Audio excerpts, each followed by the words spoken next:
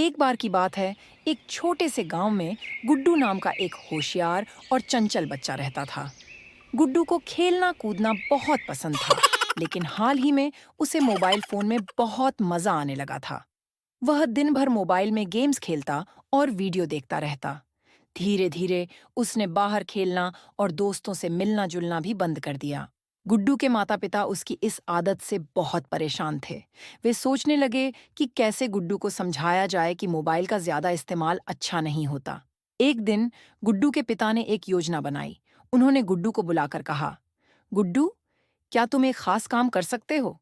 गुड्डू ने उत्सुकता से पूछा। क्या काम पापा? पापा ने कहा, मैं चाहता हूं कि तुम आज पूरा दिन मोबाइल के साथ बिताओ, लेकिन एक शर्त है। तुम्हें न तो घर से बाहर जाना है, न ही किसी से बात करनी है। गुड्डू ने खुशी खुशी हामी भर दी। उसे लगा कि आज का दिन मजेदार होगा। सुबह से ही गुड्डू ने मोबाइल में गेम्स खेलना शुरू कर दिया। उसने एक के बाद एक वीडियो देखे और खेल खेलता रहा। लेकिन कुछ घंटों के बाद उसकी आंखें थक गईं और सिर में हल्का दर्द होने लगा।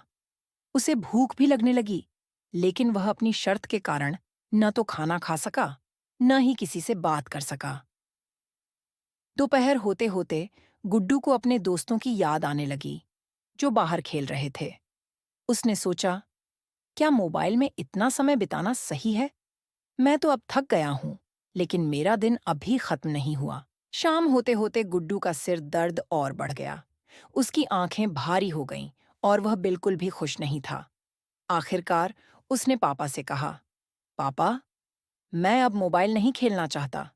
मेरी आंखें और सिर दर्द कर रहे हैं। मुझे अपने दोस्तों के साथ खेलना है। पापा ने मुस्कुराते हुए कहा, गुड्डू, यही तो मैं तुम्हें सिखाना चाहता था।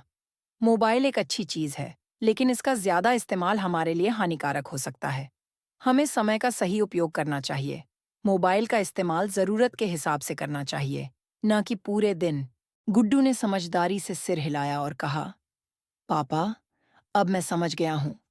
मैं मोबाइल का इस्तेमाल तभी करूंगा जब जरूरत होगी।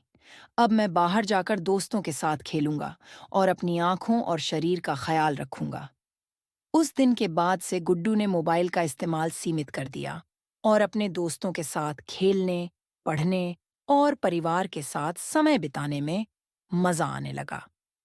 उसने सीखा कि तकनीक का सही उपयोग ही हमें स्वस्थ और खुश रख सकता है।